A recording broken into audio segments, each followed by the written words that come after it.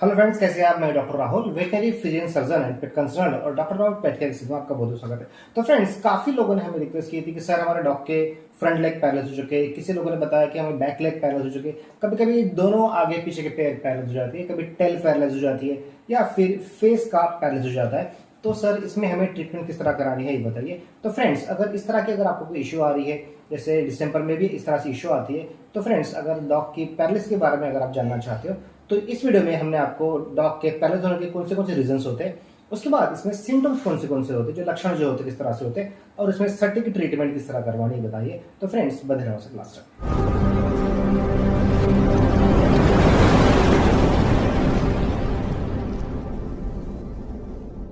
तो friend, generally जो भी पैरलिस हो जाती है उसमें ब्रेन की या फिर स्पाइनल कॉर्ड की इंजरी अगर हो जाती है तो उसमें ब्रेन का पैरलिस हो जाते हैं, या फिर हमें मसल की अगर कुछ प्रॉब्लम आ रही है उस वजह से भी बैक लेग फ्रंट लेग पैरलिस हो जाती है। कभी कभी हमें यहाँ पर जो भी जॉइंट्स होते हैं या फिर स्पाइनल कॉर्ड में वहाँ पर कैंसर डेवलप हो जाता है या फिर ट्यूमर डेवलप हो जाता है, उसी वजह से भी यहाँ पर पैरलिस होने के चांसेस रहते हैं। फ्रेंड, अभी हम जानेंगे कि पैरालिसिस की जनरली कौन से कॉजेज होते हैं। तो देखिए, अगर ब्रेन में अगर स्पाइन में अगर कुछ इंजरी हो जाती है तो इस वजह से भी डॉग को पैरालिसिस होने के चांसेस बहुत ज्यादा होते हैं। बहुत बार क्या होते हैं, डॉग कहीं स्ट्रक हो जाते हैं या फिर किसी नीचे गिर जाते हैं, या फिर कभी रनिंग करते टाइम कहीं से हेड पे अगर इंजरी हो जाती है, या फिर कहीं ऊपर से जंपिंग करने के बाद अगर बैक में इंजरी हो जाती है, स्पाइन में इंजरी हो जाती है, तो उस टाइम पे डॉग के सडनली डॉग पैरालिसिस होने के चांसेस रहते हैं। बहुत बार मसल इंजरी अगर है तो इस वजह से भी डॉग के पीछे के पैर यहाँ पर बिल्कुल भी नहीं काम करते।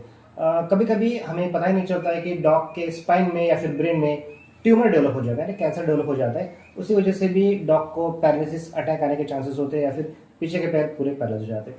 उसके बाद आर्थराइटिस अगर हो जाती है तो आर्थराइटिस में भी जॉइंट का लुब्रिकेशन खत्म हो जाता है, उस टाइम पे भी हमें डॉग के चलने की जो एबिलिटी होती है उसमें खत्म हो जाती है, आगे के पैर पीछे के पैर बिल्कुल भी नहीं चल पाते। उसके बाद बहुत बार वायरल इन्फेक्शन लग जाता है, जैसे कैनन डिस्टेंपर। हमने कैनन डिस्टेंपर बारे में बहुत सारी वीडियोस बताई है। उसके बाद इसमें हमने सिम्टम्स किस तरह से होते हैं और इसका ट्रीटमेंट किस तरह करवाना है इसके बारे में बताया हमें। और रेबीज में भी इस तरह की जो भी इशू आती है, रेबीज में भी बहुत बार डॉग्स को पैरलिस हो जाता है, फेस का पैरलिस होता है या फिर बैक फ्रंट लेग्स में पैरलिस हो जाते हैं।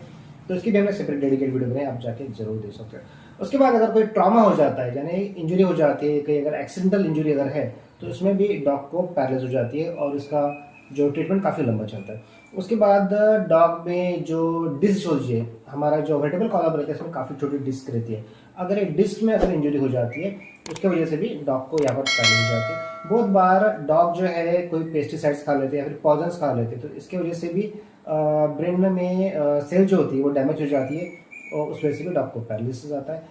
और लास्ट जो चीज़ है, टिक्स, बॉडी के ऊपर जो टिक्स जो होते हैं ना, उस वजह से भी पैरलिस होता है, क्योंकि टिक फीवर अगर डॉग को हो जाता है तो उसमें भी जॉइंट में काफ़ी जकड़न होती है और उस टाइम पे भी डॉग चलने के लिए अनएबल हो जाता है। तो फ्रेंड, इसमें सिम्टम कौन से होते हैं? देखिए, सबसे पहली जो चीज़ है, आपका डॉग सडनली एकदम अगर चलना बंद करवा रहा है, बिल्कुल नहीं उठ पा रहा है, तो इसमें आपको थोड़ा अंदेशा रहता है कि इसमें पैरालिसिस हो। सेकंड चीज़ जो होती है, डॉग बॉडी का जो वेट है, बॉडी का वेट बिल्कुल नहीं बिहेव कर पाता। आप खड़े भी करने के चाहोगे तो भी डॉग यहाँ पर बिल्कुल नहीं खड़ेगा। डॉग को पेन बहुत ज़्यादा होता है, इसमें पेन जो होता है ना, डॉग को बहुत सीवियर तरह से पेन होता है, जैसे आप टच करोगे तो डॉग को बहुत ज़्यादा पेन होता है। उसके बाद इसमें लेमनेस रहता है, डॉग में वीकनेस बहुत ज़्यादा होती है, चलने फिरने में काफ़ी ज़्यादा इसमें तकलीफ रहती है।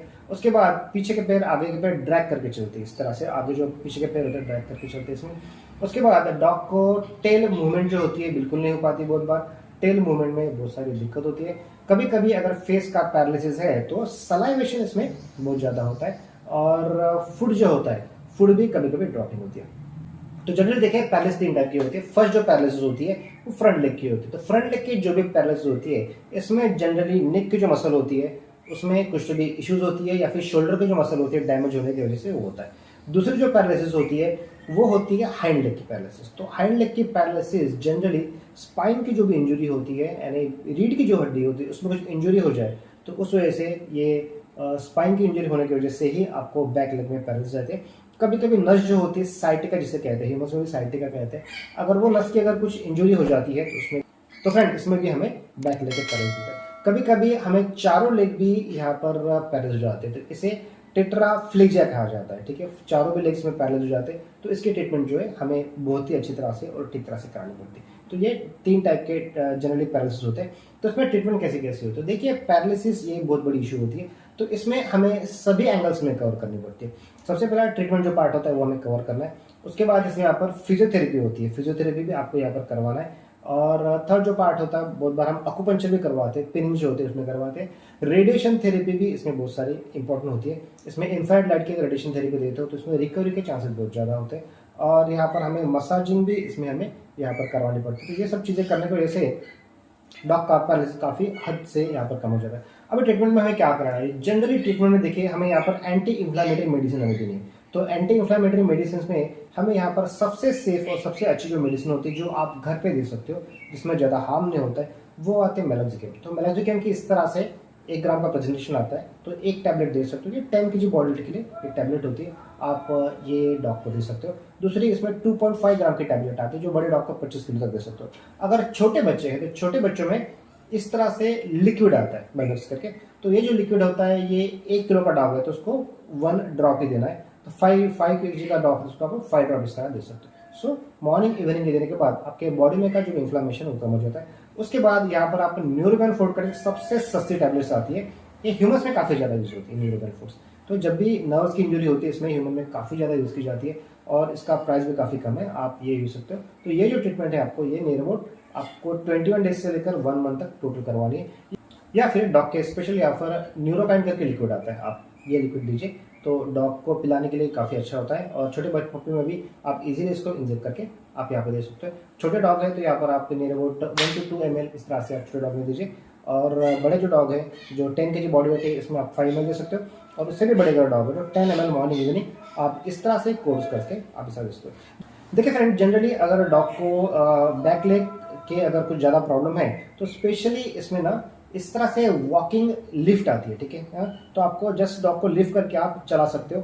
तो ये सपोर्ट देना बहुत जरूरी है। क्या होता है जनरली जब भी डॉग को पैरलाइज हो जाता है, डॉग काफ़ी नर्वस हो जाते हैं, वो चल नहीं पाते, उठ नहीं पाते, तो इस चीज़ में आपको इस तरह से डॉग की वॉकिंग व्हील्स चेयर आती है, ठीक है। तो इसमें अच्छी तरह से पहिए होते हैं, जैसे आप लगाते हो तो डॉग आपका रन करना स्टार्ट कर देता है। तो इसमें क्या होता है डॉग की फिजिकली और मेंटल हेल्थ बहुत अच्छी होती है।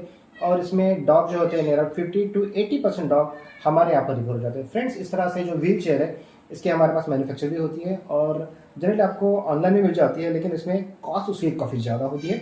दूसरी चीज़ ये कॉम्पेटेबल नहीं होती है, साइज़ के हिसाब से जो भी होती है ठीक तरह से बैठ नहीं पाती। तो इसके लिए प्रॉपर साइज लेना बहुत जरूरी होता है। तो अगर आपको इस तरह से व्हील चेयर अगर चाहिए तो हमें यहाँ पर नीचे के नंबर पर आप यहाँ पर हमें कॉन्टैक्ट कर सकते हैं और इसका ट्रीटमेंट भी कर सकते हैं। फ्रेंड्स, यहाँ पर हम ऑनलाइन कंसल्टेंट प्रोवाइड देते हैं। अगर आपके डॉक्टर कुछ प्रॉब्लम है जो सॉल्व नहीं हो पा रही तो हमें नीचे दिए नंबर पे आप हमें व्हाट्सअप कीजिए। व्हाट्सअप करने के बाद हमें यहाँ पे वीडियो भेजिए, फोटो भेजिए। उसके बाद यहाँ से आपको इस तरह से कंसल्टेशन कॉल बुक होने के बाद आपको इस तरह QR कोड आएगा। तो ये QR कोड स्कैन करके आपको हमारे यहाँ पर छोटी सी कंसल्टेशन फीस आपको वहाँ पर पेड करानी है। उसके बाद यहाँ से वीडियो कॉल करके हमारे फेस टू फेस इंटरेक्शन इसमें होगी और आपके पेट की जो भी प्रॉब्लम होगी वो आप सॉल्व कर देंगे।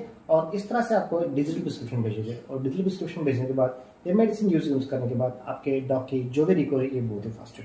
सो फ्रेंड्स, ये वीडियो आपको कैसी लगी हमें इनबॉक्स में कमेंट करके जरूर बताइए। अगर आपकी छोटी मोटी कुछ प्रॉब्लम है तो हमें यहाँ पर मैसेज कीजिए, हम इसको आपको जवाब देने की पूरी कोशिश करेंगे। और फ्रेंड्स, अगर चैनल को नए हो तो सब्सक्राइब कीजिए, बेल आइकन को प्रेस कीजिए हमारे नए वीडियो सबसे पहले देखने के लिए। और ऑनलाइन कंसल्टेशन के नीचे नंबर पर जरूर टाइप कीजिए। So thank you for watching, stay connected.